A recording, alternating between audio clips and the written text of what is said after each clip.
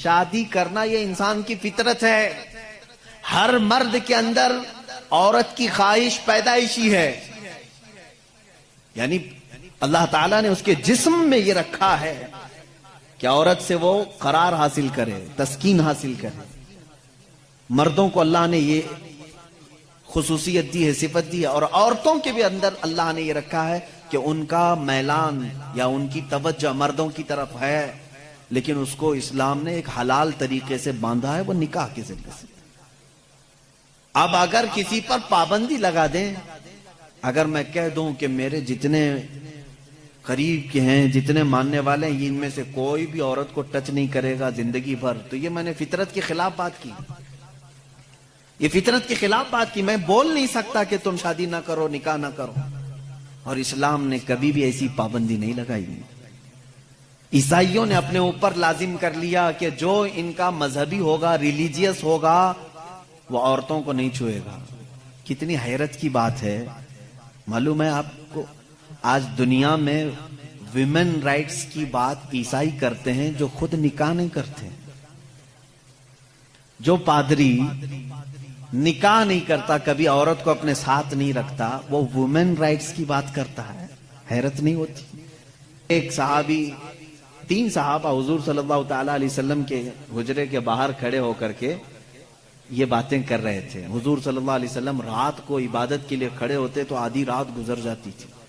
تو تینوں نے دیکھ کر کے کہا یہ تو بخشے ہوئے ہیں، یہ معصوم ہیں، ان سے کوئی خطا نہیں ہوئی، اس کے بعد اتنی عبادتیں ہیں ان کی، ہم جیسوں کو تو کیا کرنا چاہیے، بڑی عبادت کرنی چاہیے جب رسول اتنی عبادت کر رہے ہیں. تو ان تینوں صحابہ میں سے تینوں نے کیا کیا جانتے ہیں؟ ایک نے یہ اس دن وعدہ کر لیا، آج کے بعد سے میں کبھی کسی عورت کے پاس جاؤں گا ہی نہیں، زندگی بھر کے لیے عورت کے قریب نہیں جاؤں گا. دوسرے صحابی نے کہا آج کے بعد سے میں کبھی رات کو سوؤں گا ہی نہیں، پوری رات کھڑا رہوں گا. تیسرے صحابی نے کہا آج کے بعد سے میں کبھی کھاؤں گا ہی نہیں، دن میں بھی اور رات میں بھی روزہ رکھوں گا. رسول کریم صلی اللہ تعالی علیہ وسلم اندر سے سن رہے تھے، باہر تشریف لائے، اور میرے آقا صلی اللہ تعالی علیہ وسلم نے پوچھا تم میں سے کون کون ہے جو یہ باتیں کر رہا تھا؟ وہ صحابہ نے کہا کہ یا رسول اللہ صلی اللہ علیہ وسلم، ہم نے آپ کی عبادتوں کو دیکھ کر کے یہ کہا، جب آپ سید الانبیاء ہیں، معصوم ہیں، آپ اتنی عبادت کرتے ہیں تو پھر ہماری عبادت کا حال کیا ہونا چاہیے؟ ہمیں بہت زیادہ عبادت کرنے کی ضرورت ہے، اس لیے ہم نے ایسے ایسے عہد کیے. میں نے کہا ہے کہ آج سے میں عورتوں کو چھوؤں گا نہیں، کبھی کسی کے قریب نہیں جاؤں گا، نکاح کر کے بھی نہیں جاؤں گا. دوسرے نے کہا میں نے یہ کہا ہے کہ رات کو سوؤں گا نہیں. تیسرے نے کہا میں نے یہ کہا ہے کہ آج کے بعد سے کبھی کھاؤں گا نہیں. اللہ کے نبی صلی اللہ علیہ وسلم نے فرمایا اسلام یہ نہیں ہے، اسلام یہ نہیں ہے. میری سنت پر اگر عمل کرنا چاہتے ہو تو میں اللہ کی عبادت کا بھی حق ادا کرتا ہوں اور عورتوں کا بھی حق ادا کرتا ہوں.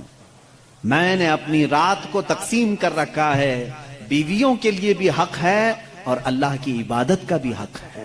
اور دوسرے سے کہا تم نے کہا کہ رات کو کبھی سوؤں گا ہی نہیں، یہ بھی ہمارا طریقہ نہیں ہے، تم فطرت کے خلاف بات کر رہے ہو، بیمار ہو سکتے ہو، روزانہ رات پورے نہیں سو رہے. اب یہاں اس پر میں رک کر کے کہوں گا حضور صلی اللہ علیہ وسلم نے اس صحابی کو منع کیا جو یہ کہہ رہے تھے میں رات بھر عبادت کروں گا. حضور نے فرمایا میری سنت یہ ہے کہ میں تھوڑی رات آرام کرتا ہوں اور تھوڑی رات اپنے رب کی عبادت بھی کرتا ہوں. تمہارے جسم کا بھی تم پر حق ہے، اس کو بھی آرام دو. اور پھر تیسرے صحابی سے کہا میری سنت یہ ہے کہ میں افطاری بھی کرتا ہوں اور سحری بھی کرتا ہوں اور روزہ بھی رکھتا ہوں. ایسا نہیں کہ پورا پابندی کر لیا، جبکہ وہ رسول جن کو اللہ تعالیٰ جنت سے کھلاتا پلاتا ہے، اس کے باوجود میرے آقا صلی اللہ علیہ وسلم فرماتے ہیں کہ کنٹینیو روزہ رکھنا نہیں چاہیے، کہ تمہارے جسم کا تم پر حق ہے، کمزوری آ جائے گی. حضور نے منع فرمایا میں ایک دن روزہ رکھتا ہوں ایک دن نہیں رکھتا، یا میں افطار کرتا ہوں شام کے وقت اور دن میں روزہ رکھتا ہوں. اس کا مطلب یہ ہے میرے عزیزو، اس پوری حدیث کا خلاصہ یہ ہے اللہ کے نبی صلی اللہ تعالی علیہ وسلم نے جو حکم دیے، اسلام کا خلاصہ یہ ہے کہ اس میں کہیں پر بھی افراط و تفریط نہیں، یعنی بہت تنگی والے حکم بھی نہیں اور بہت ڈھیل بھی نہیں. اسلام درمیانی راستہ ہے. درمیانی راستہ ہے.